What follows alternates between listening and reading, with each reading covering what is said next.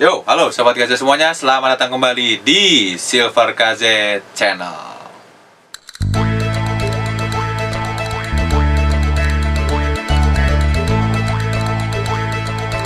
Oke, Sobat KZ semuanya, selamat datang di Silver KZ Channel. Dan kali ini kalian akan menyaksikan Silver KZ Otaku Room. Dan KZ bakal melanjutkan kembali membahas tentang Tonikaku Kawaii, yang artinya asalkan kamu lucu, ya langsung kita kawin aja, ya kan? Jadi Tonikaku Kawaii ini sudah masuk episode 7. Dan di episode 7 ini melanjutkan yang kemarin, di mana mereka mencoba untuk berangkat ke kampung halamannya si Nasa untuk bertemu dengan kedua orang tuanya.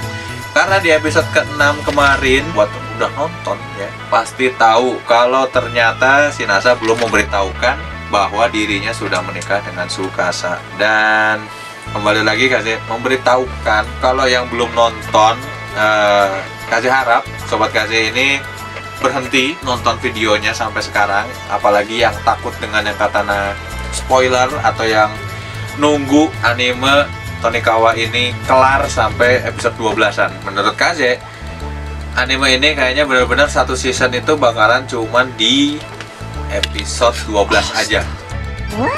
Jadi kenapa KZ bilang ini cuma sampai episode 12? Karena KZ kemarin itu baca manganya. Ternyata manganya sendiri masih ongoing, dan update-nya agak sedikit lebih lambat ketimbang anime yang musim lalu, yaitu Kanojo Okai Tishima lah contohnya ya. Itu sampai sekarang updatean manganya cepet banget.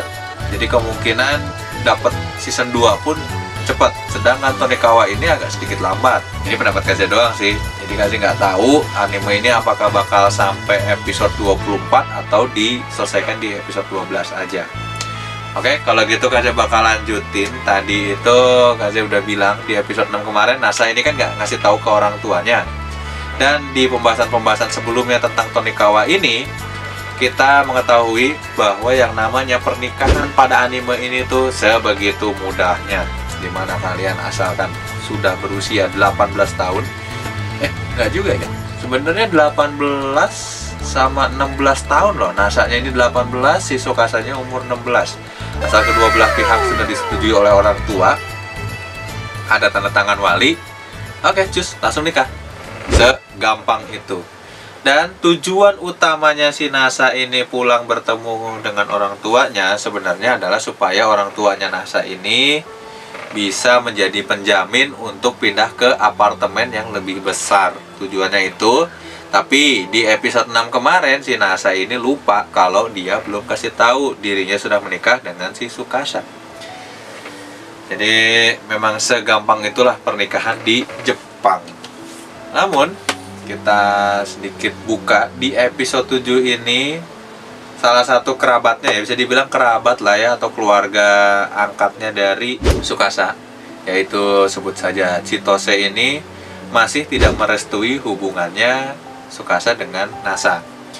Dimana pada episode 7 ini beberapa kali Chitose ini ingin sekali membatalkan atau menceraikan kedua pasangan ini. Entah karena si Chitose ini nggak suka dengan Nasa, atau mungkin dia nggak serak aja sama si Nasa. Tapi di akhir episode 7 ini, Chitose ini agak sedikit terkejut dengan sifat dan kepintaran si Nasa ya. Jadi Nasa ini ternyata bukan sekedar asal pinter doang, tapi dia jadi sosok yang sangat bijaksana dalam mengambil ilmu-ilmunya selama ini. Jadi kutipan ilmunya dia pakai, gimana caranya menemukan jodoh hanya dengan cara 1 banding jutaan miliar lah. Itu pakai rumus matematika dong. Dia ya gitulah, kayaknya juga bener juga sih. Setelah nonton itu kasih coba cari gimana caranya orang ketemu dengan jodohnya itu adalah 1 banding berapa jumlah makhluk yang ada di dunia ini, berapa jumlah wanita yang ada di dunia ini, dia bagiin ke dalam rumus matematika. Dan jadilah omongan Nasa yang ada di episode 7 ini, ketemulah si Nasa dengan Tsukasa. Nah, untuk mempermudah omongan KZ, jadi KZ ini udah lihat di episode 1 itu si Nasa ini cuman kepincut 1 kali sama Tsukasa cuman gara-gara dia lucu doang. Terus si Tsukasa bilang kalau mau bersama dia ya udah nikahin dia. Tapi setelah kejadian kecelakaan itu Nasa tidak ketemu lagi hampir setahun lebih.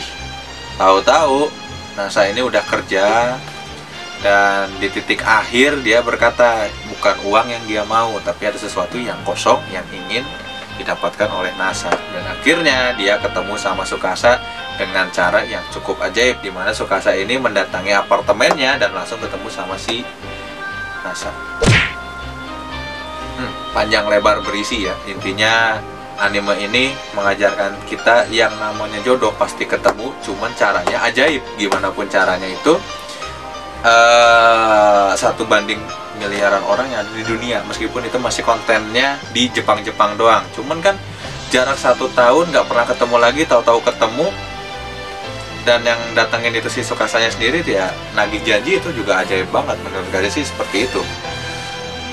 Nah, karena si Chitose ini berhasil dibujuk, tapi tidak menutup kemungkinan di next episode Chitose ini masih bisa bertujuan untuk menceraikan kedua pasangan ini loh ya. Setelah panjang lebar, informasi dari Kaze ini belum pasti kalau si Chitose ini bakal puas gitu aja. Jadi kita selama episode 7 ini menyaksikan dia itu seperti menunggu momen-momen pasangan ini jenuh, terus cerai. Ya pokoknya kayak nggak suka banget lah dengan mereka berdua. Intinya kayak gitu. Dan ada beberapa informasi-informasi lain selain informasi tentang jodohnya, karena sudah Kaze sampaikan di sini. Yang ada di sini akhirnya Kaze bisa mengetahui ternyata kalau di Jepang itu pemberhentian bus adalah 2 jam sekali, dan sekali berhenti itu 50 menit. Dan di rest areanya ini layanan makanannya itu jumlahnya banyak banget ya, karena Kaze udah ngecek juga beberapa situs, ternyata cocok. Di Jepang itu kalau misalnya keberangkatan menggunakan bus, berhentinya di setiap rest area itu 1 jam. Beda kalau di Indonesia sistemnya ganti supir, habis itu tancap gas terus. Jadi selama 8 jam ya udah 8 jam tuh gak berhenti-berhenti. Berhenti sebentar, makan, berangkat lagi. Ya sih kayak gitu. Beda banget. Akhirnya Kaze mendapatkan beberapa informasi-informasi penting selain tentang hubungan dan jodoh dari sini, karena ini 80% dari situ. Kemudian sisanya adalah informasi pengetahuan umum lah ya, perbedaan di Indonesia dan di Jepang itu seperti apa. Nah, salah satunya ya yang 80% tadi adalah pernikahan di Indonesia dan di Jepang itu sangat berbeda sekali. Oke, kalau begitu intinya informasi tentang Tonikawa ke-7 ini, episode 7 ini mungkin menurut Kaze sih sebegini dulu. Seperti biasa, kalau misalnya Sobat Kaze punya pertanyaan seputar Tonikawa atau Tonikaku Kawaii, silahkan tinggalkan di bawah kolom komentar. Atau kalau Sobat Kaze punya pertanyaan sekitar anime-anime yang sedang update sekarang, boleh tinggalkan di bawah kolom komentar. Siapa tahu Kaze nonton juga anime-anime itu. Kayak kemarin udah banyak banget yang update ada yang komentar tapi mintanya, "Bang, tolong bahas Jujutsu no Kaisen. Bang, tolong bahas Kuma Kuma Bear." Sebenarnya Kaze pengen bahas satu-satu, tapi Kaze bingung kapan Kaze bisa ngeditnya, kapan Kaze bisa uploadnya, karena keterbatasan Kaze di situ doang. Apalagi 1 kali anime musim gugur ini muncul, tiap hari Sabtu aja udah ada 2, yaitu Danmachi sama Tonikawa ini. Terus hari Senin itu udah muncul apa ya, Kamitachi apa tuh yang kemarin Kaze sempat bilang itu apa ya, yang orangnya ini reinkarnasi dari laki-laki dewasa yang kerja terus-terusan tanpa henti-hentinya, terus meninggal karena kecapean. Dia dilahirkan ke dunia isekai.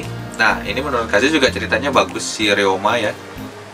Tapi itu juga Kaze belum bisa bahas karena Kaze nggak tahu nih mau ditaruh di mana nih updatean yang ini gitu loh. Apalagi kalau diupdate setiap seminggu 1 kali. Nah, itu dia. Jadi doain aja, apalagi sekarang Kaze untuk kamera juga masih posisinya minjem nih, belum ada yang bisa menggantikan kamera baru ya. Jadi doain aja, siapa tahu kalian mau ini bisa dukung Kaze, cek aja di kolom deskripsi mau dukungnya dalam bentuk apapun. Asal kalian nonton di sini juga udah cukup buat Kaze. Terus kalau misalnya kalian punya pertanyaan-pertanyaan juga bisa baca dan kita saling diskusi juga, itu udah cukup membantu banget. Tapi kalau kalian mau membantu channel ini bisa lebih baik lagi, bisa cek di kolom deskripsi, kalian bisa lakukan dukungan kalian lebih di sana. Bisa kalian lihat aja ya, ada Saweria, ada Traktir, dan di sana karya-karya Kaze di-sharing khusus untuk menghibur atau mengisi kekosongan di hati kalian. Alah, maksudnya apa itu? Lebih tepatnya sih untuk sharing teman ini ya, teman ngobrol seputar anime dan Jepang-Jepangan. Oke, kalau gitu untuk Silver Kaze Otaku Room kali ini tentang Tonikawa yang episode 7 segini dulu. Jadi informasinya mungkin tadi silahkan dicerna dulu ya. Kalau misalnya ada pertanyaan boleh tinggalin ke bawah di kolom komentar ini. Kalau misalnya Sobat Kaze ingin bertanya lebih, Kaze tungguin pertanyaannya, nanti kita bakal sharing. Jadi di setiap Otaku Room kalau misalnya waktunya masih cukup, Kaze bakalan bikin sesi baca komentar. Tapi kalau enggak, jangan khawatir. Kalau misalnya Kaze sempat, Kaze bakal jawabin komentar kalian satu-satu. Intinya sih Otaku Room ini adalah segmen dimana Kaze bakalan update terus ngajak sharing para pecinta anime di seluruh Indonesia. Terus kalau misalnya Kaze dapat teman di luar negeri, ya kita sama-sama bahas tentang anime. Toh Kaze yakin ada aja pecinta anime yang benar-benar serius tentang cerita-cerita anime. Jadi jarang loh anime yang senang orang tuh nonton dicari ceritanya sampai detail. Nah, jarang banget karena rata-rata kalau di Indonesia yang udah dicap wibu pasti disebutnya orang yang paling aneh atau orang yang terlalu freak. Sedangkan wibu itu ada banyak macamnya, dan wibu itu berbeda dengan otaku. Mungkin di next Kaze bakal kasih perbedaan apa itu wibu dan otaku. Dan untuk kali ini Silver Kaze Otaku Room mungkin segini dulu. Thank you buat Sobat Kaze yang sudah mampir dan sudah nonton sampai akhir. Akhir kata, Kaze mengucapkan sampurasun minasan, dan kita akan bertemu lagi di Silver Kaze Otaku Room berikutnya. Dadah semuanya.